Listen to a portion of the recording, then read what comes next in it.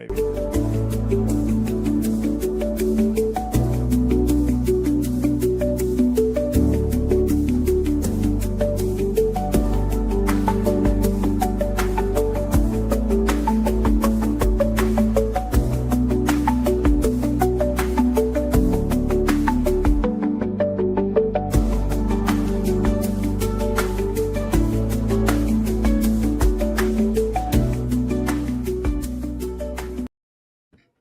I'm going to run that back so we can hear that groovy music again. No, what's up, guys? It's SEC After Dark. It's week 2 of college football. It is the premiere of NFL, if you're into that.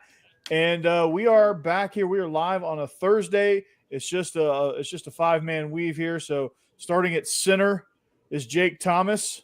Starting at power forward is Boss Man. Starting at small forward is me, Corey Burton. Starting at shooting guard is Stephen Willis. And our point man is Mike Huseman. He's bringing the ball up. He's distributing. Yeah. Steve is knocking down the threes. You have 15 million subscribers. You're the shooting guard. Okay. Yep. You're the two guard. All right. That's the Kobe. That's that position. Right. Huseman's actually I'd probably be point guard. Kyron Scott. I don't know. Yeah. And I've never seen a 5'10" center, so that would be. Hey, there's always first time for everything. You obviously never saw Mississippi private school, junior high, or high school basketball. Okay. You've never seen a 5'11" center. Yeah. I feel better about myself now. You never saw Fayette Middle's 8th grade team back in 1997. Yeah. I was the power forward. Okay. Center at 5'8". So anyway, we got some great matchups. Steve, you're playing an SEC game this week. Yeah, at least one of us are. And it's the bitter rivals playing against each other from Ohio State and Texas. Now they're playing it's Michigan and Oklahoma, so it's kind of a strange coincidence there. And you got border. It's like war. a weird 4-team tournament. Yeah. It's like the tournament of hate. And then you got border war. Speaking of hate, Kansas and Missouri. You get some picks, and we're probably going to go off the rails. We might already be there. So it's SEC After Dark. I'm Corey Burton, host of Locked On Vandy and host of Regular Guys. We had an episode go live this morning, actually. And Mike Huseman, All Season After Dark, rolling along. I think you're on episode 15, 16. 16 was this week. Yeah. And we did another Big Ten one, Illinois fighting Illini, and then next week we're doing the G5 roundup, so we're talking all G5 next week. Beautiful. Okay. And Stephen Willis, Locked On Ole Miss. I think you're up to like 17 million subscribers and 14 trillion views. I think it should go over 15.5 tonight. Okay. Nice. Well done. Well done. Yeah. I'm like a pitching wedge away from 800. So let's get me there. Locked On Vandy. Boss Man won half of the biscuits in SEC. Hammer is out in Sheboygan somewhere selling brake pads with Tommy Callahan. And Jake Thomas, Bama After Dark, absolutely crushing it as the double scoop of Alabama with Bama After Dark and Tide Talk Live. He hosts that with Stacy Blackwood, and he flies solo on Bama After Dark. And you're pretty good solo, Jake. So you're getting the hang of it, man. It's all good. We all come together. Jeb not here as well. I think he's still kind of recovering, right? Yeah. He's convalescent. He went into the doctor for them to look at his wound after the surgery and everything. And the doctor started like pressing and probing around his back and all that. And then Jeb said all of a sudden he heard, oh shit. And that's why Jeb's not here right now. Oh no. That's not he's going to be fine, but apparently the doctor cut something he wasn't supposed to cut. Jeb was jumping up and down, celebrating, watching the UCLA game, and he tore stitches, is what happened. Yeah. Right. Yeah. He's sitting there thinking about how he upgraded with Joey Aguilar over Nico Iamaleava. Yeah. Looking like it. Steve, you're still nailing that name, by the way. You're still crushing it on the phone. Hey, I've got it's like Amon Mielen. I've got these down. Once it's in there, it's like a steel trap. You're the opposite of me. All right. So let's get into it, guys. Let's get into it. We are this season's rolling along, and week 1 didn't disappoint for some. For me it did. For Jake, maybe it disappointed. Actually, before we start picks and move into week 2, we need to talk about that Florida State Alabama game because let's do it. Yeah, I don't think I've ever seen an Alabama team. And I went through the DeBose era. I went through all of that. I'm old enough to remember it all. I don't think I saw an Alabama team play that lackadaisical, have that many loafs, do the type of stuff that Nick Saban would lose his mind over in my entire life. That's the disappointing. It's not the fact that they lost to Florida State. You're going to lose football games. It is how they lost. Yeah, And, Jake, man, I've never seen you guys so soft. Like, that's the softest I've ever seen you guys. And I was disappointed by that. Like, I thought you guys said it last Thursday, Jake, that the Keenan news was big. It was bigger than I thought it would be. Yeah, for sure. And I'm with Steve. I want to be as bad with the loss to Florida State if Alabama would have gave 110% effort every single play. But you could probably look at maybe at 5 plays that lost us that ball game, and on those 5 plays, the effort was lethargic, as Kurt Herstreet called it. It was just ridiculous to watch watch the film and go back and watch it after watching the game live and then going back and watching it. I watched it Sunday and I was like, good gosh, this is just ugly. I've never seen guys get pancaked like that. Like, right. You don't see Alabama defensive linemen getting pancaked, much less accepting it and laying there with the offensive lineman just laying on top of him. Like, I've never seen that. There was one play that I think it was James Smith got pancaked, and this ain't no lie. I can't remember what quarter it was when it happened, but the tackle rubbed his nutsack all in his face, and James Smith gets up and is like, "Where's the flag?" Past teams would have knocked that dude out the next play. Would have knocked him out.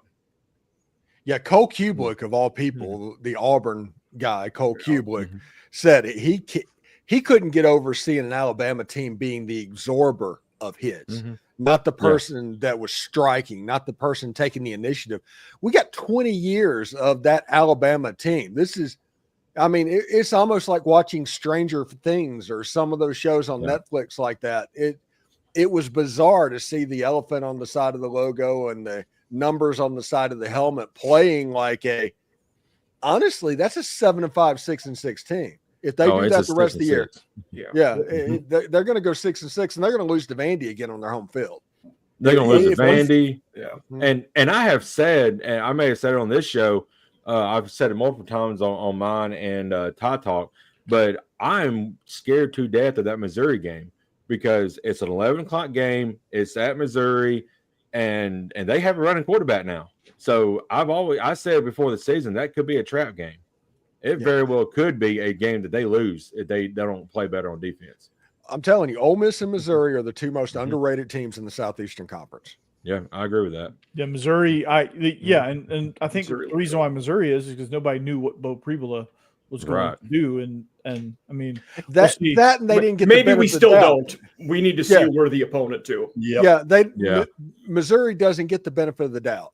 They've won 10 games multiple years in a row, but they still don't get the benefit of the doubt. Maybe Eli Drinkwitz is just a good coach. I think he is. I think he is. I'm with you. He's a goober, but he is a extremely good coach.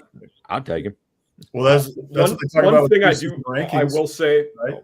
Oh, I'm sorry. Just one thing. That's what they say about preseason rankings, right? They base it off of last year's teams. Well, we've had 2 straight years of 10 wins at Missouri, and they start the year out unranked. So like you said, they don't get the benefit of the doubt. But yeah, that one will be interesting. And by the numbers, they have the easiest schedule in the conference this year too. Yeah, they do. Yeah. Yeah. And Ole Miss is in the 20s and had 3 10-win seasons in the last 4 years. Yeah. One thing it's all because of logo and brand. Go ahead, Mike. We might be underselling Florida State a little bit. And I said this about them, and this applies to Utah as well.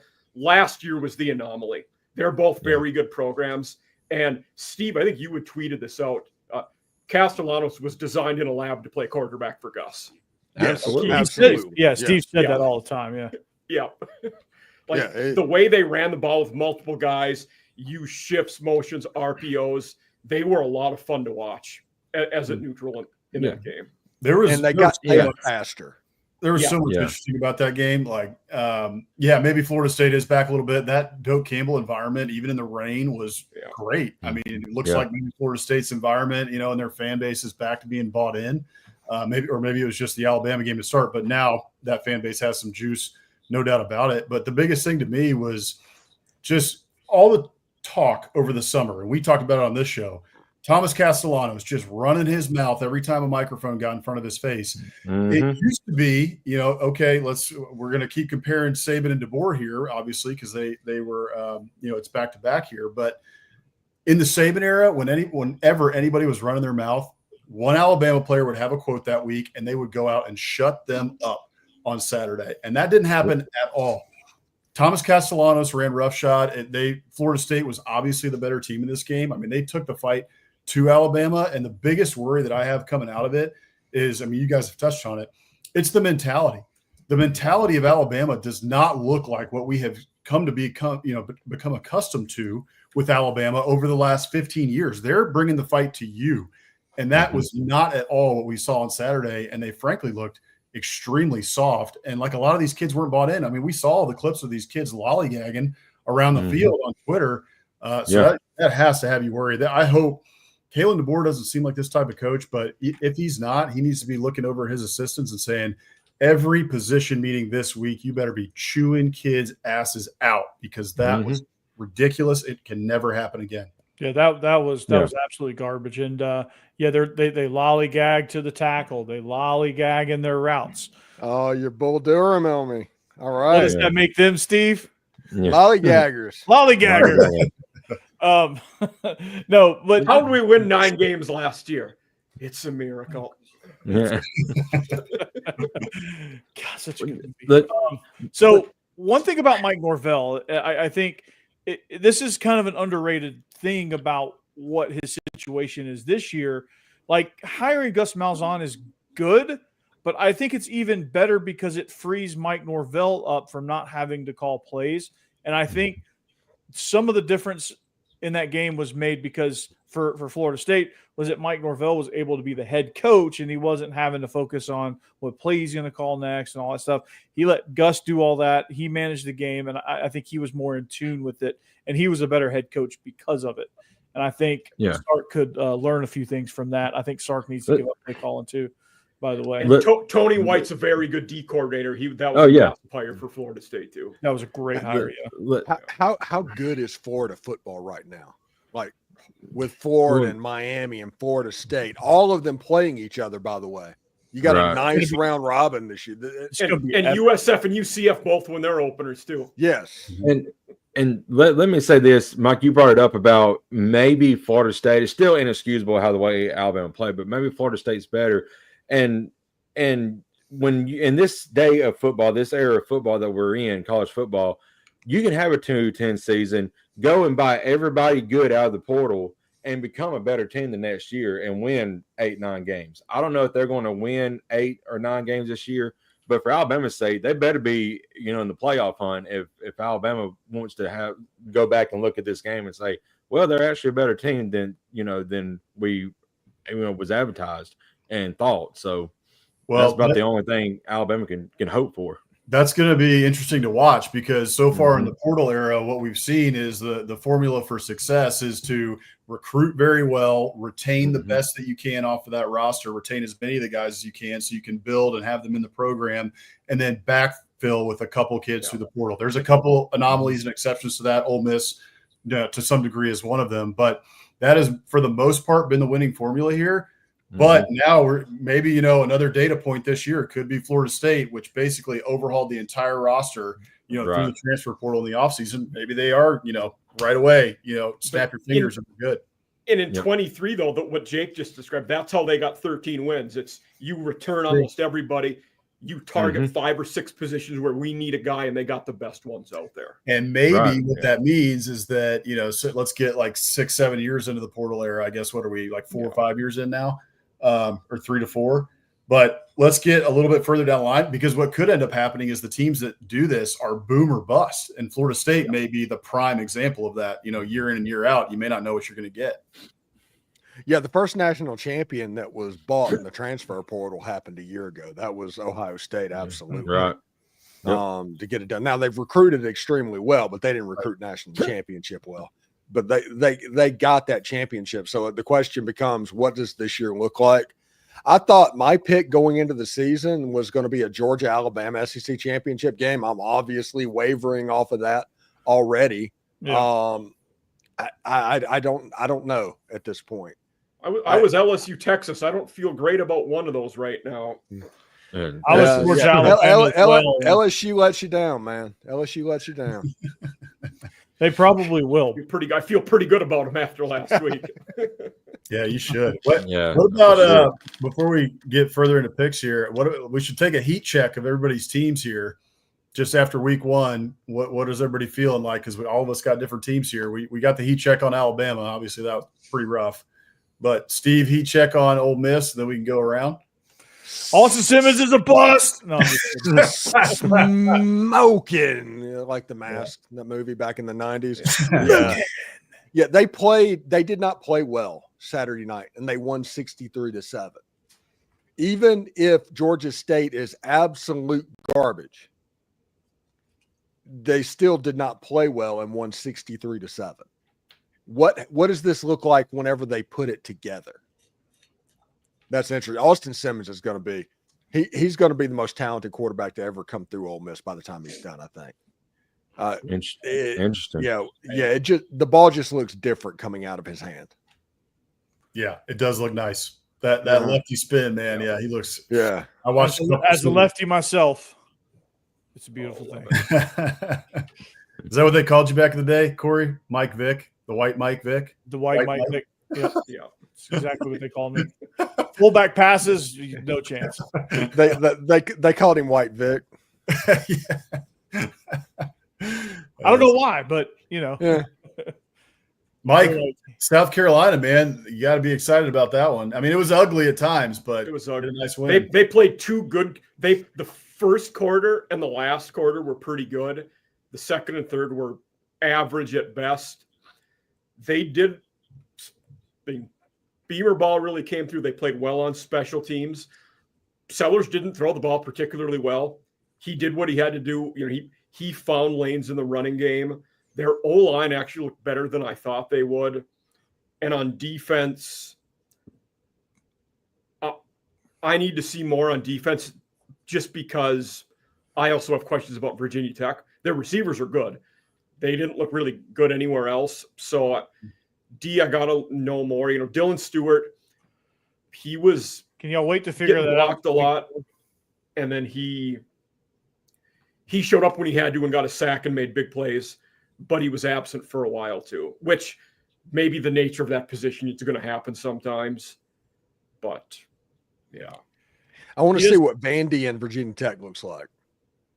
I don't think it's going to be – I'm very confident in this one. I've been saying it all week. I've been very, very confident in this Vanderbilt team against Virginia Tech. And Virginia Tech fans in my comments, most of them are turning on Kyron Drones. Yeah. He did not have a good game. He did not have a good game. They are done with him. I got a couple that called me an idiot and just like Virginia Tech's going to roll. But I think Vandy is setting up right now to kind of take control of this game. I mean, the line of scrimmage, I think outside of I think Vandy's offensive line is going to struggle a little bit with Virginia Tech's defensive line. That's where kind of Virginia Tech makes their hay. But linebackers are iffy. I just don't know. They're not going to be able to cover Eli Stowers. I don't know that really anybody's going to be able to, but they're really going to struggle. So I'm very interested in that game. We'll talk about it in a little bit. But and then Georgia looked really good out of the gates. Gunnar Stockton, they're going to use him in the run game. I love how they use him in the run game. They fell asleep in the middle of the game, woke back up, pulled away, cleared the bench, and the JVs gave up the cover. But Hurd covered. It was never in doubt. Wasn't sweating once in that game. Yeah. The JV game got Yeah. When it was 45-0 and they got the late touchdown to lose by 38 on a 39.5 point spread, I was that's okay. a bad beat. It's funny. I was at a bar at watch party at Marshall. One of my buddies in Minnesota texted me, "Never in doubt." Yep. That's good stuff. Now Stockton looked better than I thought he would. He did, but they finally utilized him like they should. Like because I think they were still trying to run the Carson Beck pages of the playbook, and those aren't Gunnar Stockton pages. Gunnar Stockton is closer to the Stetson Bennett section of the Mike Bobo edition of the Todd Monken playbook. But yeah, they finally found that section and dusted those off, and they actually played really well. Yeah, I'm with you. I'll be quick here because I know we got to get into some of these games we want to talk about. But for A&M, UTSA, UTSA is a little bit better of a G6 opponent. Jeff Traylor's a pretty good coach down there. He's done a good job. But you got to be happy with a 42-24 win overall. Backdoor cover. I picked against the Aggies for a reason. For anybody who watched the show last week, but you got to be excited about what Marcel Reed showed. The UTSA was selling out against the run, so they kind of backed off and I think they held back a little bit too on that because you had I was really wanting to see the run. I actually did the pregame show with Steve before the Ole Miss game. Really excited to see the run because you had Le'Veon Moss and Reuben Owens coming back from injury, but they held back on it because UTSA was selling it out, and I think they're saving those guys' legs for week 3 against Notre Dame. But Marcel Reed looked pretty good in the passing game. We had to be excited about that. The 2 wide receivers they brought in, Mario Craver, Casey Concepcion, look like absolute gamers. So Aggies are certainly pumped about that. The one big concern coming out of that game for A&M was the run defense. Gave up a 75-yard touchdown right out of halftime, and then also gave up, I think, that run was really the chunk of it, but I think it was close to 200 yards, if not over 200 yards rushing for UTSA. So circle that one, in red. That's kind of a big concern, especially when you're looking ahead to Notre Dame in week 3, who is just going to try to run the ball down your throat. So some good things to take away from A&M, but also a couple of concerns coming out of a game against, a lesser opponent. Bossman, I was going to ask you about that one. Obviously, because of the camera angles, I got frustrated and stopped watching. How did Owens and Moss do much? I was curious about them. Really not much at all. I think between them, they had 11 carries. So really, I don't even know how many yards they had, maybe 25 in total. Okay. The one who got a touchdown and had a decent game was EJ Smith. And he had a TD. Yeah, so he had a TD, and they had Amari Daniels in there. So they're going to use all 4 backs this year. It's going to be a stable. Obviously, you think that in certain games they're going to ride Le'Veon Moss for sure as the cowbell, as the bell cow, and then Reuben Owens is your home run hitter. That he's with speed, so he's probably going to get 8 to 10 touches a game and just be your home run hitter. Dude, some Mississippi State fan just perked up when you said cowbell. They're like, "What cowbell?" You what? Yep, they'll have it this weekend, man. They got a big one coming up. Oh, They do. Yeah. Mm-hmm. Can they win? Can they? Stay tuned. Sure. Can they? We'll talk about that in a little bit, I think. Mhm. That's called a teaser right there. I'm getting better. That's a great A teaser. All right, let's get into some games here. Steve, Ole Miss, Kentucky. Chris Gordy said it was a full-blown conclusion that Kentucky was going to win this game. There's no doubt. Don't show up. It's not going to happen. Ole Miss has no chance. Yeah. I'm being very hyperbolic, by the way. It's a revenge game here, Ole Miss. We all know what happened last year. Steve, I feel like this one's going to get ugly. Yeah, I think this is a multi-touchdown win by Ole Miss, if we're being honest. I think that Jackson Dart, for whatever reason, he was a bad matchup going against Mark Stoops' defense because he wanted to throw the ball down the field. He's very much a 1970s level Oakland Raiders type quarterback. Austin Simmons is more like Matt Corral. And he will dink and dunk and take what's absolutely available. He did that against Georgia State after he got into a little bit of trouble early on. The problem that I'm nervous about and what makes me nervous is Austin Simmons in the scrimmage at the very beginning of it, his very first scrimmage as the starter, he threw a couple of interceptions. In his first home start, he threw a couple of interceptions early in the first quarter. This is going to be his first road start, so it's going to be imperative that Lane takes it easy on this running back or this quarterback. And because Austin Simmons has something that Jackson Dart didn't have last year, and that's a running game. I think Kyron Lacey has a chance to be a straight star. It could be good. And this game feels very, very, very one-sided to me. And that's despite all the shenanigans that's going on the FanDuel Sportsbook right now, where it's at about 8.5 points. But I think in a situation, Ole Miss goes up by 2 touchdowns. If you go up by 2 touchdowns, Kentucky can't come back. If it's a one-score game, Kentucky can get you. We saw that. It took a miracle 4th down completion and a fumble recovery in the end zone for them to win the game a year ago. I just think Ole Miss is better. I just do. Yeah, I mean, you're not lying. I mean, No. it's just top to bottom, man. Like the difference in these rosters are just ridiculous. Like the execution, the level of just intuitiveness.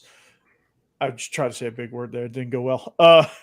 Austin Simmons he's one of my favorite quarterbacks, not only because he's left-handed, but that dude can just throws darts back there. Man, he can rip it, man. He can absolutely if you play zone defense against Austin Simmons, Austin Simmons will throw for 400 yards against you.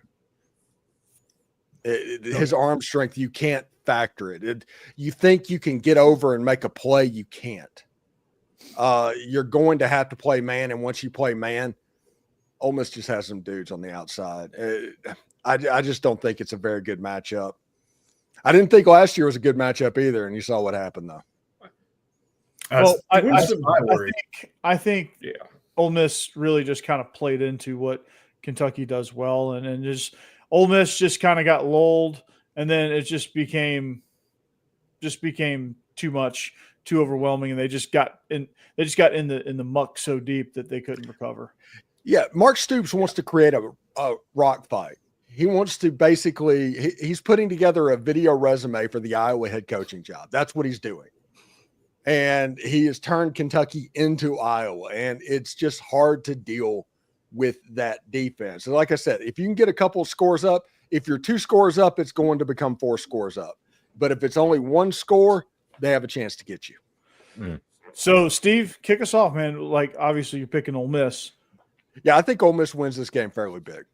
I think this is an easy cover for the Rebels. I'm going to go with a 14-point win by the Rebels because I do think a little bit of the rock fight is going to happen. It's not going to be like a 63-7, but Ole Miss is going to pretty handily win this game. So, yeah, 24-10 is my pick.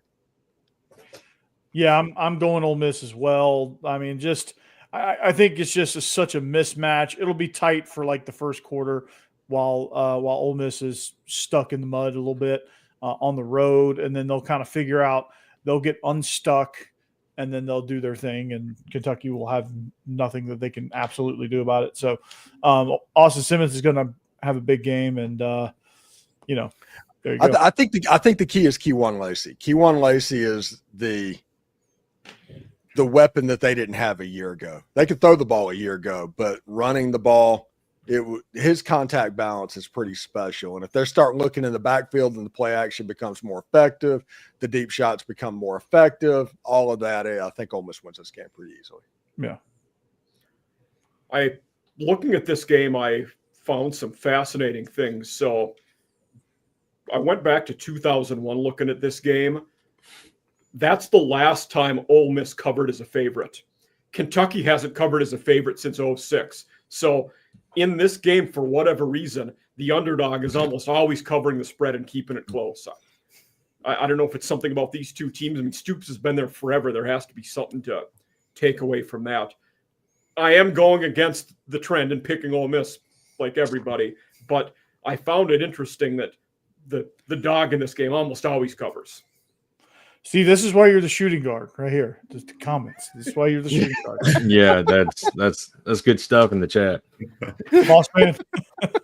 Yeah, you guys are all on Ole Miss. I understand why, but you're forgetting about one man, and that is Zach Calzada. Oh boy, the legendary Zach Calzada. I'm excited about Zach Calzada, as you guys all know. That's my guy. Didn't play very well in week 1, to be honest with you. So I wasn't too impressed with what I saw there. However, Dante Dowdle Jr. He had a great game. He had 129 yards carrying the ball, carrying the rock for Kentucky. So I just don't think Kentucky has the horses this year. I'm going to be honest. What worries me about this game is that, we were talking about this last year going into this game, that Ole Miss is going to smoke Kentucky, et cetera. We were like all on, and I understood why. And then we watched the game, and everything played into Kentucky's hands. Kentucky, had a terrible quarterback in Brock Vandegrift last year. They were just not a good team, and Ole Miss lost that game. With Kentucky going to Oxford. So that's what makes me a little bit nervous about this one, is that when you're the most confident about a game going into it of the outcome, typically that's when you get burned. But I'm pretty confident in this one. I'm pretty confident that Ole Miss is the better team here. I liked what I saw out of Austin Simmons in week 1, but this is the time. What does Ole Miss have? I'm really interested to see that against an SEC team here, but I think they're the better team here, so I'm taking Ole Miss to cover.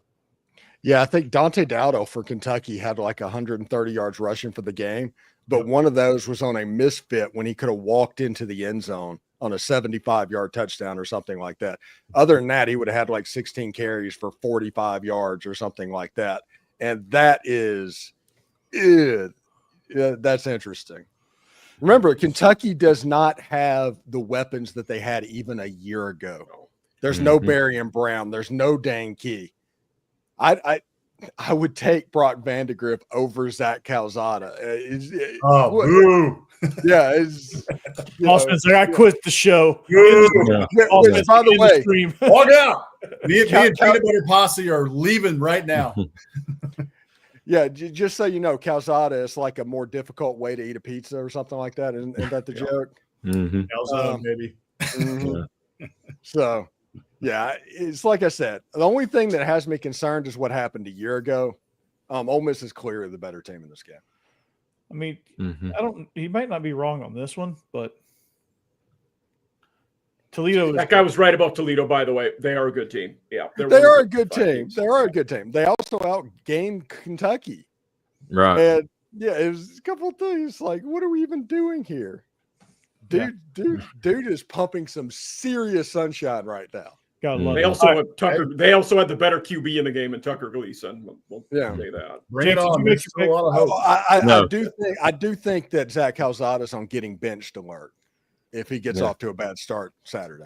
Yeah, he is. Jake, make your pick. All right, I'm going with Ole Miss. 2 things in this game. Look at quarterbacks. I trust Austin Simmons. One that I do, Zach Calzada for sure. I don't care if he beat Alabama. That's in the past. And the other thing is, I really feel like this game at halftime could be like a 14-10 type game, but you come out of the locker room and then it's like 28-10 out of nowhere, and it's like, what the crap just happened? And then that's when Ole Miss takes over and wins, probably maybe 37, 38, 40 to 17, something like that. That would shock me if Kentucky scored 17 points. Yeah. That would surprise me. We'd have to have a talk about Pete Golding if Kentucky scored 17 points. Even in a garbage time, TD. Oh, you're serious? Fire him? Yeah. Already trying to fire him. The man just got an extension. Yeah. Just get ready to whine about the O-line, Steve. Well, obviously, he has a Kentucky fan because he doesn't pay attention to the score. He said that. So, oh, boy. It's all good. He mentioned something about their offensive line being a lace curtain. How do you feel about that? That is pretty good. That is pretty good. That is really good. Yeah, I enjoyed that. Peanut butter posse. That's good. I like that. Thanks for joining us. That's fun. I was trying to figure out what his name was. Thanks for letting me know, Corey. I was like, Peanut Butter Posse. That is his name. Okay. Yeah. He might need to be an off-season After Dark guest to talk Wildcat football. I like there it. There you go, Mike. Seriously, bring him in, Mike. There you go.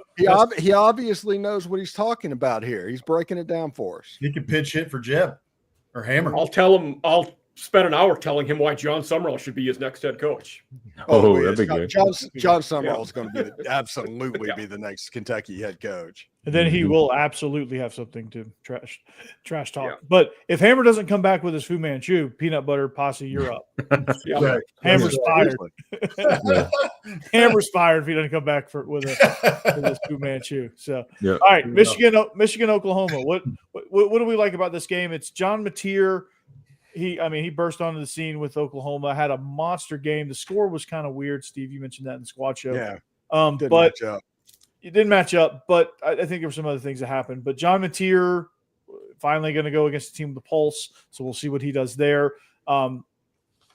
It's shaping up to be good for Oklahoma. But then you got Bryce Underwood, who had a nice debut as well. This will be an interesting matchup of Michigan at Oklahoma, Oklahoma being the home team, so they might be a little bit favored in that regard. But how do we see this game? Is Mateer is Mateer gonna push through? It's a field goal game. I think you can be pretty confident about Oklahoma in this game because I just genuinely think, as good as Bryce Underwood was in week one, you have to figure Brent Venables going to put him on skates a little bit as a true freshman. Yeah, and at best, Michigan has to hope for a low-scoring game. I think if the path for Michigan to win the game is by a 14-10 game or something like that, to where the Michigan defense and Wink Martindale and all that is able to confuse John Mateer. I think if Oklahoma gets to 24, they're going to win the game, and I think they're going to get there. And like I said, I have a little bit of concern because they played an FCS opponent and only scored 35 points. But you look at the stat line, and Mateer had 400 and something total yards. So we'll see how it goes. Oh, give me Oklahoma, by the way.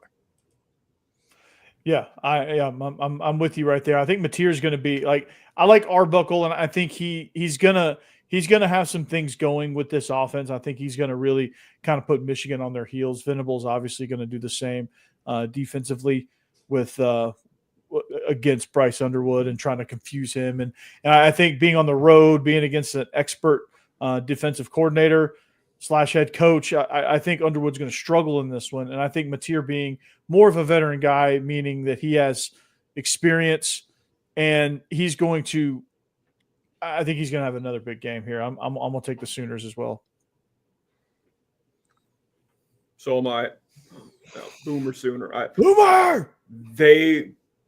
They struggled in that last game, and I watched most of that one. I thought they would look a little crisper, finish better. I don't want to say they took their foot off the gas. I think it might be more of a case of they never got it into, that top gear that they could have. But they did everything they needed to in third gear. Like they accomplished everything they needed to. And I think, especially on defense, they look good on D, but I think they'll give Underwood some fits and do a lot of things there on that side of the ball that will help them win by a touchdown. Yeah. I think it's competitive. Underwood looked better than I thought, but I don't think it's going to be a blowout in any form or fashion, but I do think I expect it to be like 28-21, something like that. It's going to be, There we go. Done. Back. Oh man. I see the rest of my time. I tried to time that up when he made the pick. The gong is like, do I hit it? Do I hit it? Mm-hmm. So I'm with you guys. I think this is going to be a hard-fought game, and I'm looking forward to it for sure. I mean, this to me is obviously the best matchup in week 2, aside from the border war, which we'll talk about here in a second. I'm really pumped about that game. But two big-time programs going against each other is always fun, especially this early in the season. One thing that I'm watching in this game, I'm watching the Oklahoma offensive line against Michigan's defensive line, because Michigan has very talented – they lost some defensive linemen going out last year, but they have very talented defensive linemen. They brought in some big transfers, brought in a transfer from Alabama being one. So I'm interested to see this talented defensive line for Michigan going up against an Oklahoma offensive line that had a little bit of trouble in week 1 and has had trouble in the last couple of years, frankly. It's been one of their real weak spots for the Sooners. So John Mateer has legs. He's got wheels. We know that. So that could help, if this Oklahoma offensive line falters to some degree. But that's one big matchup that I'm watching in this game. Because this one's at home, you guys mentioned it, Brent Venables, that defense, Bryce Underwood being a young quarterback. I think Bryce Underwood's going to be a star when it's all said and done. But in game number 2, going up against Brent Venables, going on the road, going to Norman, and walking out of there with a win, I don't think that's going to happen. So give me Oklahoma in this one. Yeah. Same for me. I'm going to Oklahoma. I just think, they do have some issues still on the offensive line. They got to get that cleaned up moving forward. But I think Mateer is going to have a big game, and I think they cover this and win easily.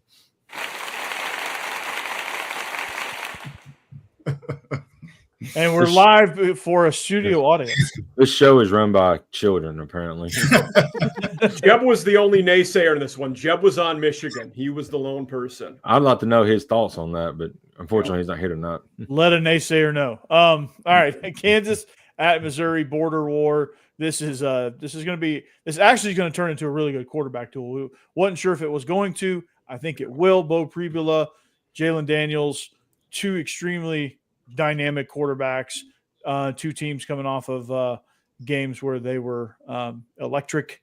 And so 2 well-coached teams, a rivalry that's been renewed since 2011, first time they've played since 2011, right before Missouri left for the SEC. And I think the hate is still fresh, and this is going to be fun. So, boss man, your team used to be in the Big 12, that other conference. What how do you feel about border war? I can't wait for this game, to be honest with you. Looking at the schedule this week, it's like, okay, Oklahoma, Michigan. Then you get down, you're like, oh my gosh, this one's going to be fun. The border war is back. These teams do not like each other. This was kind of like the backyard brawl that got brought back a couple years ago. West Virginia, Pitt. We lost that rivalry for a while. Now it's back. A&M, Texas, same thing. Getting that one back last year. This line here at 6.5 is where we're picking it at. I don't know where Vegas has it now, but hasn't moved much. It's staying pretty constant, this one. Got it. Yeah. So for me, I don't think we can take too much away from either of these teams' games in week 1. I do like Drink as a coach, but I also like Lance Leipold at Kansas. I mean, the coaching matchup is great. The hatred runs deep. It's a rivalry game, so I think you got to throw a lot out, a lot out the window here. I think that because of the rivalry game piece of that, and you really just don't know what can happen in these games. And with it being renewed, and since 2011 they haven't played, all this stuff, all this buildup. SEC Nation's going to be there. I think that it's going to be a really close game. I think Missouri wins. I'm picking Missouri outright to win, but I think Kansas covers. I think this one's going to go right down to the wire. Oh, okay. Nice. Steve, what are your thoughts on border war? I really like Eli Drinkwitz, and I've said all along that the most underrated team in the SEC is their Ole Miss and Missouri. I mean, so I think Missouri has a better team than Kansas, and the game is in Missouri. That's worth keeping in mind as well, which means that Kansas has to come in the cauldron, and nobody on that field is prepared for the attitude and the cauldron that is going to happen in the stands. They've heard about it, but they haven't seen it. They haven't felt it. It's basically been Kansas going through getting the rivalry game with Kansas State and Missouri playing Arkansas. But let me tell you, that isn't this. And so the home field is probably, instead of worth 3 points, is probably worth closer to 5 in this game. Give me the Missouri Tigers. Yeah, I'm going to take Missouri as well here. Bo Pribula, I think, is going to have a monster game. He's a dynamic quarterback that can make things happen through the air and on the ground. He's somebody that really, and I didn't know how it would click with this offense, but I think him being as dynamic as he is opens up a lot of things for Missouri's offense to be able to hurt you in different ways. It's going to open up things in the run game because they're going to stretch the field horizontally with what they can do in the run game, the outside zone, inside zone, all that stuff. The explosive plays are going to be able to create vertically down the field. There's going to be some seams there. And I think you add that element plus the run game. I think it's just going to make their offense very, very difficult to stop. Kansas, I just don't think has the depth to compete on the road in this game in such a heated rivalry. I mean, I just read an article about they described when Kansas has the ball, those sons of biatches have the ball. That was the article. I was like, oh, this is some real hate here. So I'm gonna take Missouri in the border war here. Yeah, I mean, it goes back to literally like bleeding Kansas, the stuff that Yes. you read about in the textbooks. It's Mhm. this is Why they're the one of the Jayhawks. most Because, yeah. yeah. It's I can't wait because we all enjoy that level of hate. I'm glad that Ole Miss and Mississippi State's become one-sided and died down just because my team's involved in that game. But from the outside, I like looking at stuff like that. Yeah. So we'll see how it goes. The uniform, by the way, for Ole Miss came out for tonight for this week. The all black. Are y'all blacking out? No, it's it's the opposite of that. You're Interesting. I thought you meant Mizzou. That's why I was thinking all black because we were on that game. Okay. I like those, but those are some of my favorite ones. The icy whites with powder blue. That's nice. Yeah, that is. By the way, completely unrelated to anything in the SEC.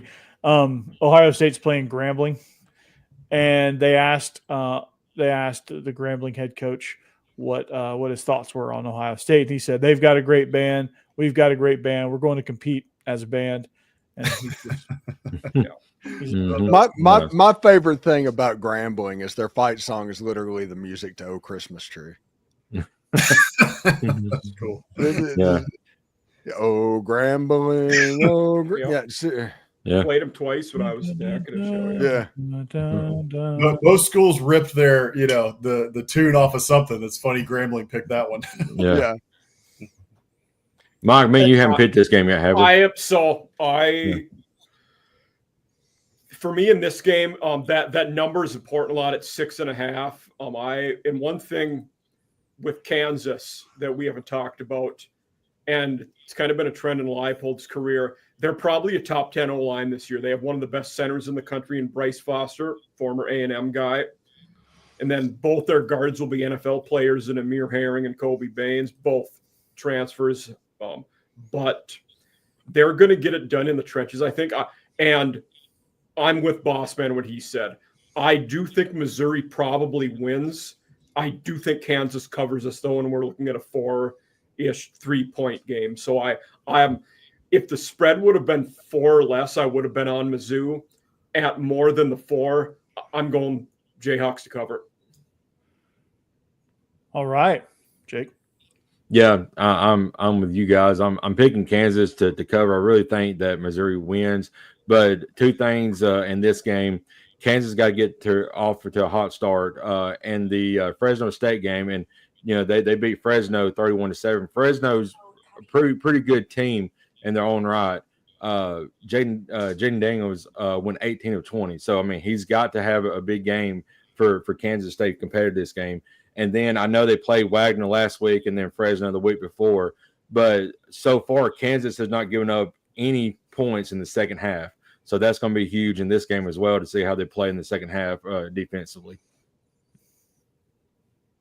All righty. Yeah. This is going to be an interesting one. This is going to be fun. These matchups are like not marquee, but they're fun. They're great. Fun. I think. What time does this game kick off, by the way? I don't know the answer to that. Same time as the Ole Miss game. It's going to be at 3:30 Eastern. Yeah. So, Steve, you're watching this one? Yeah, that's what I'm going to do. Yeah. I'll be watching Ole Miss winning by 3 touchdowns over Kentucky.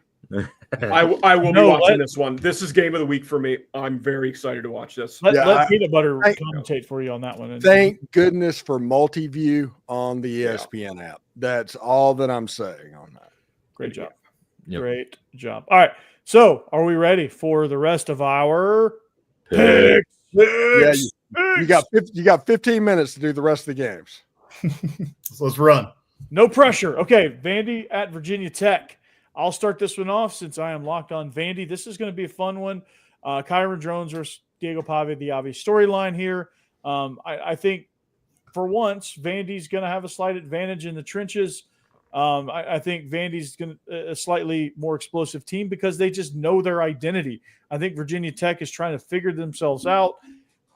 Talking to Alex Dono in my crossover, he basically likened Kyron Drones and Philip Montgomery's offense as a square peg round hole. So for those factors, I'm taking Vanderbilt because Diego Pavia is just a gamer and he's just going to get it done. Steve. Yeah, I like Vandy in this game because Vandy kind of took it to Virginia Tech a year ago, and everybody says, well, Virginia Tech's obviously better because they played South Carolina close. I think that might be more South Carolina being mid than Virginia Tech being good, honestly. So give me Vanderbilt. I did not see Lenore Sellers go forward from last year. That was the same quarterback. So I like Vandy against Virginia Tech. Mike, your rebuttal. I like the Hokies to cover home in this one. You are a Hokie. Thank you. Yes. Okay. Maybe if I knew what that was, nobody knows what it means. Yeah, I don't know what it means, but yeah. You do the hokey pokey and turn yourself around. Tech was very mid against South Carolina, but they're both green. Both their receivers were last name Green. They played well, and on defense, they're just not consistent. No, but on D, they played pretty well. I mean, one of those touchdowns was a special teamer, that South Carolina scored. Apart from that, they did a good job of containing Sellers, who is better than Pavia. So not that he's the finished product. He made a lot of bad throws, or some anyway, but I still like the Hokies at home to win at the narrow margin like this. Boss man.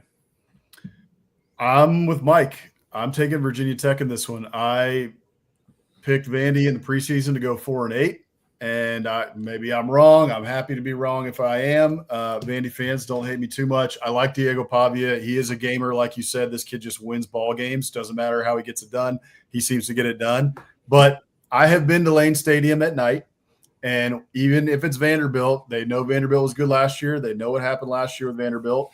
And walking into Lane Stadium, I know they've been down for years, but Lane Stadium is a cauldron, and it's a night game in Lane. It is tough to get a win at night at Lane Stadium. So give me Virginia Tech to cover in this one with a small spread. Jake? I'm taking Vandy. I just think Diego Pavia is going to have a good game here and win. It's going to be tough on the road. Enter Salmon, once it gets going, it's a cauldron, as Bossman said, but I think they weathered the storm early on, and then they just nitpick and cover the spread and win outright. Vandy does. All right. I will say, real life, I'm not touching this game, like fantasy number wise. Yeah. I have zero faith in either of these teams. If you bet this game, you have a gambling problem. Yeah. Call the hotline. Yeah. What's the number? So our next game. Arizona State traveling to Mississippi State. One of the big factors here is that Kenny Dillingham refused to stay at any one of the thousands of casinos in the greater Starkville area, which is an odd choice. But there are no casinos in Starkville. The nearest casino is over an hour away in Philadelphia. He's from Memphis. He knows that. This is all performative nonsense. Yeah, it really is. But it's the one Kenny. Who'd have thought Kenny Dillingham was the guy that could bring Ole Miss and Mississippi State fans together in week 2? Yeah. Well, nearby Philadelphia, their Eagles aren't playing too hot right now. So they're up at halftime.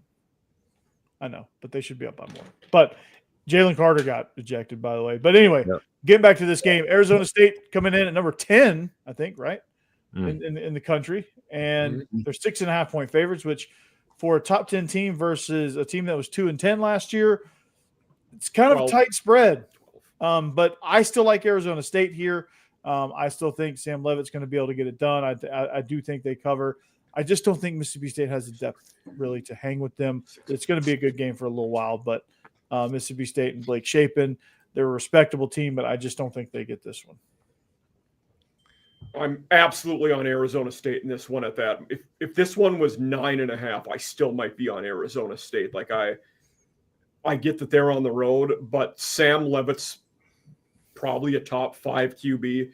Jordan Tyson's a very, very good receiver. as improved as Mississippi State is in good running, I'm absolutely on Arizona State, who returns most of their D from what was a playoff team. Yeah, I'm taking Arizona State in this game, but after I saw them trying to get ready with cowbells with just a manager walking around doing that, I almost changed the pick right then, because that is silly if you think that was did hilarious. anything. That Yeah, was hilarious. if you think that did anything, listen, I don't like Mississippi State. That's like the obvious statement of the day. But if you want to be real, whenever they're jazzed up, which they always are when they play Ole Miss. So I've seen Davis Wade Stadium at its height. Your ears ring on Wednesday after the game. Yeah. And until you play in that environment, you can't get used to that environment. So if it's close, if Sam Leavitt and Arizona State decides to play with their food, they could get got. They literally could. I don't care that Mississippi State went 2-10, but I don't think they're going to play with their food in this situation. They're going to take the crowd out of the game pretty quick. And then they're going to go celebrate at the Hard Rock Casino Hotel and Casino down the street right after the game. So, World famous, Yeah. by the way. Mm-hmm. Who's up? Who hadn't made a pick yet? I haven't. We'll go me and then I think Jake, right? I think, we're the last two here. So, look, Kenny Dillingham, despite the ridiculousness of the last week, he's a great coach. He's proven that. He got Arizona State from being picked at the bottom of the Big 12 last year to the college football playoff and nearly knocking off Texas. So they don't have Cam Scatabo anymore, but you still got Sam Leavitt. You still got a talented roster.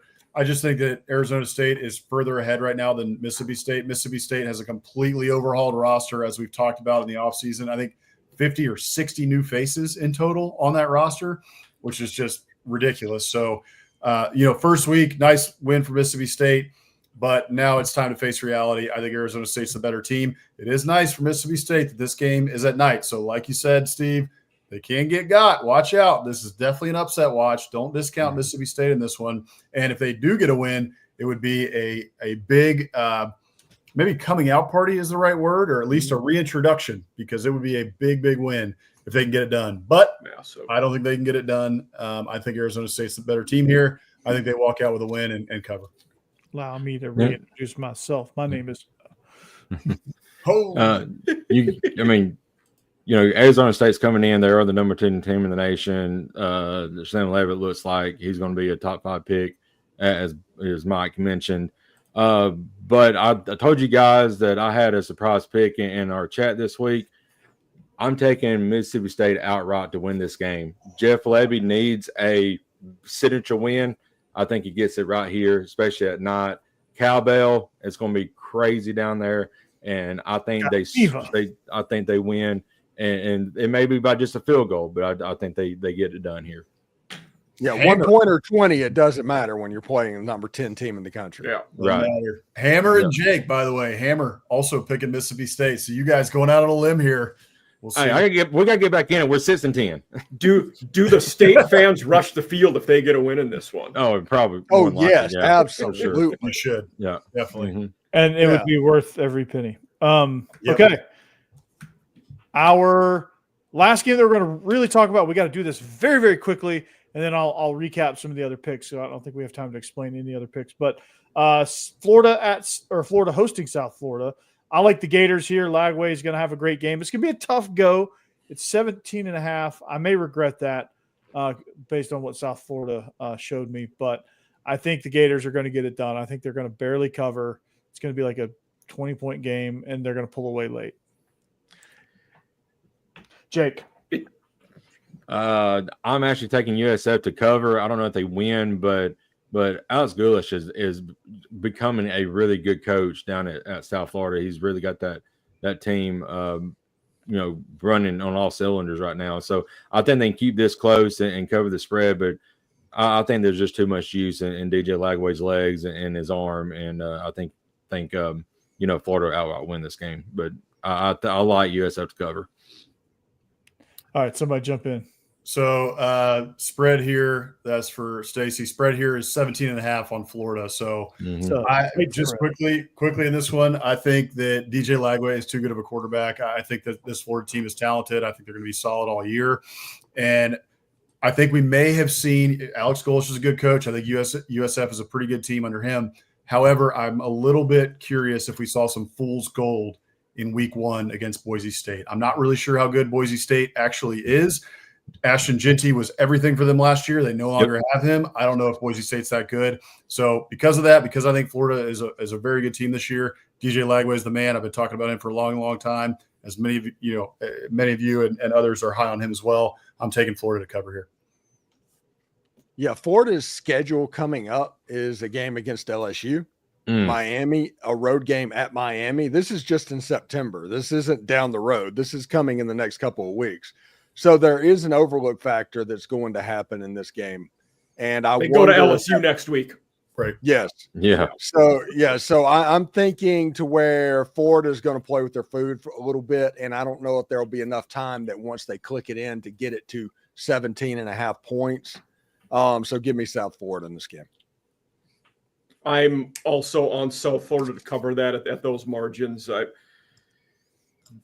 They ran the ball well. I think they'll continue to run it. I limit possessions, kill that clock a little bit. And Lagway's good, but he's another one I want to see a little more from him. We didn't learn anything about Florida in week 1 against Long Island, so maybe we'll learn more this week.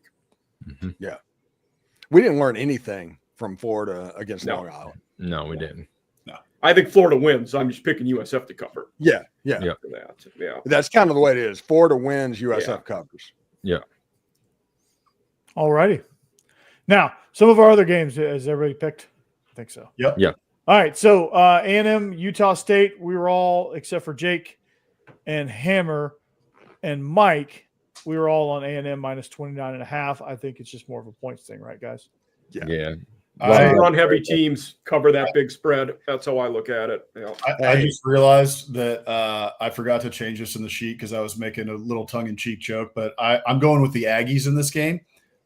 So I'm actually going with A&M. I think that A&M will cover, so I'll change that in the sheet real quick, but just making a little tongue-in-cheek joke. Golly. So Stick to your guns, boss man. yeah. Hey, Man, it's great to have somebody told me on the pregame show last week to never take the Aggies in a big spread.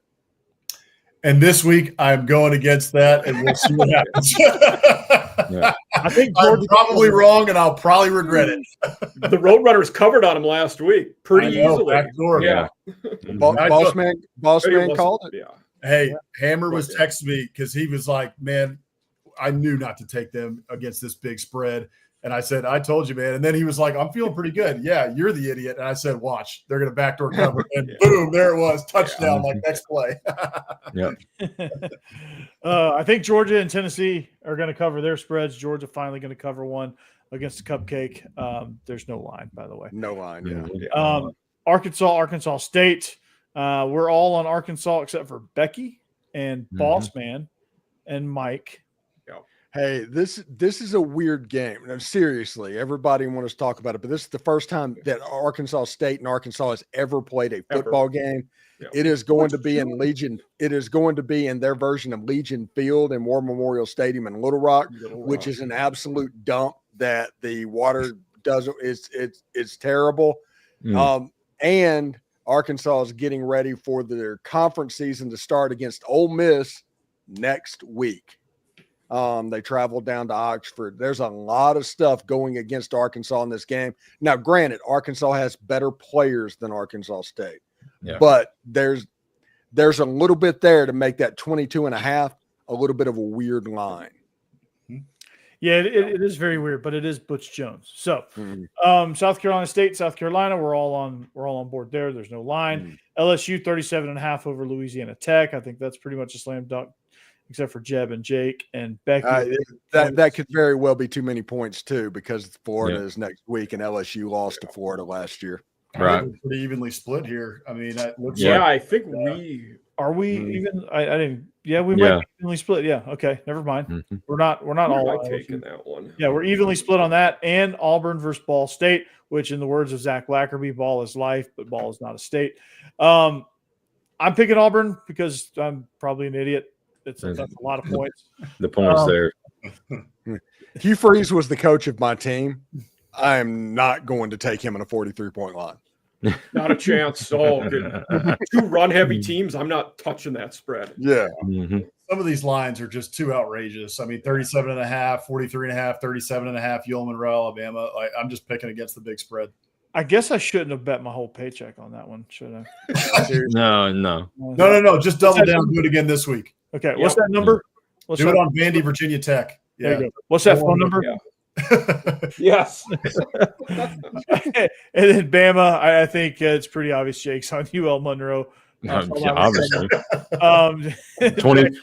24-21 year old Monroe. I'm just kidding. So. Hey, at least they leaned into the Mustang fighter jet from World War II with the Warhawks instead of whatever. At least they did something that's unique and made it sense. So good for ULM doing that. I think ULM covers this one. So up until this, Brian Vincent's been an OC or play caller 8 years. 6 of those, they've had the slowest pace of play in the country. You cover big spreads when you have the slowest pace of play in the country. Right. Yeah. There True. you go. All right. Well, 2 minutes. I'll try to make it shorter. So we are SEC After Dark. Man, this is such a fun ride. The pick segments and all that stuff. College football is officially back, so we're in full swing, guys, and it's a lot of fun. And if you're missing out, you're actually missing out. Jake Thomas, like I said at the top of the show, double scoop of Alabama.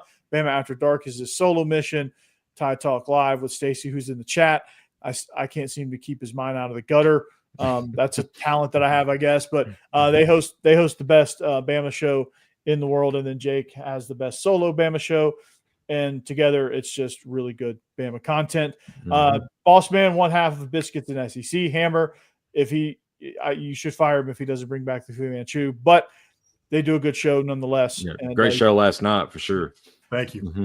Yeah, we had a good time. We're doing guest pickers here throughout the rest of the year, so that's fun. That's a fun thing. So it is fun. Yeah, so we all need SEC pretty hats to wear for this show. I think that would be hilarious if we got some SEC pretty hats going around the After Dark network.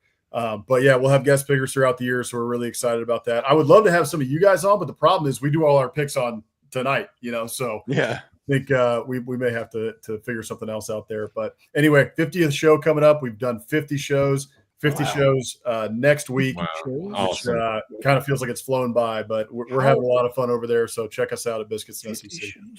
That's pretty okay. Yeah. All right. Yeah. I mean, you guys have been going since last year, so that makes sense. Mike Huseman, off season After Dark, absolutely crushing it. He'll get to 50 episodes real quick, probably by the end of this week.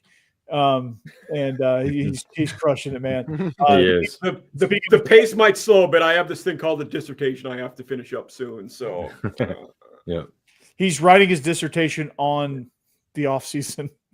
Yes. Right from his research. Right. Yeah. Peter's Biscuits. Mike Huseman's dissertation is on the benefits of one transfer portal window versus 2. Yeah. Right. That'd be a good one. Yeah. Would be good. It's actually an alternate history of what if Mike Price never went to Pensacola.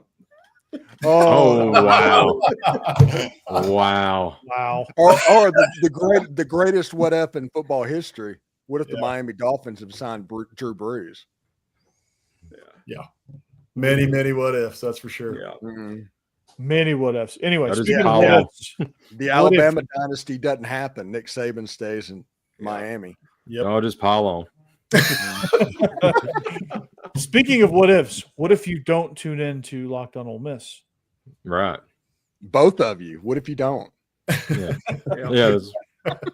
There's only like one person in the world who hasn't subscribed yet, So. And it's peanut butter and jelly posse. Yeah, until the post game show if Kentucky wins, I'm sure he'll be in there and find that. Right. Oh yeah. Here. So, but I'm gonna text him. there you Let him go. know. Bossman's gonna hire him. That's what's going on. Bossman's gonna hire him. Yeah. The Locked On Bama show after the Florida State thing. Oh gosh. Had 40,000 views in the reaction show. What? Oh my. Yeah. Yeah, It's similar to just vent. We had 5,000 after a day on Tide Talk Live on our reaction show. It's crazy. You want to do well because it's more fun to cover a winner than a loser. But if you lose a game and you do it right and you title it correctly, you're about to make some money. Yep. I'll make back that bet I made on Auburn. That'd be cool. Yeah. So, and I'm Corey Burton, Locked On Vandy, and the regular guys. Israel and I did a show. We went live this morning, or we recorded and then went live this morning at 8 a.m. So, hope you check that out. Hope you guys enjoy that. It's a different perspective on the world of sports. We kind of connect high school football and college and coaching and all that stuff. We kind of link all that together and we give you that perspective. So anyway, we all join forces. SEC After Dark, the greatest show ever. Until next time, go Dogs. Anchor down. Howdy. Roll Tide. Gig 'em. Fly, Eagles, fly. Oh.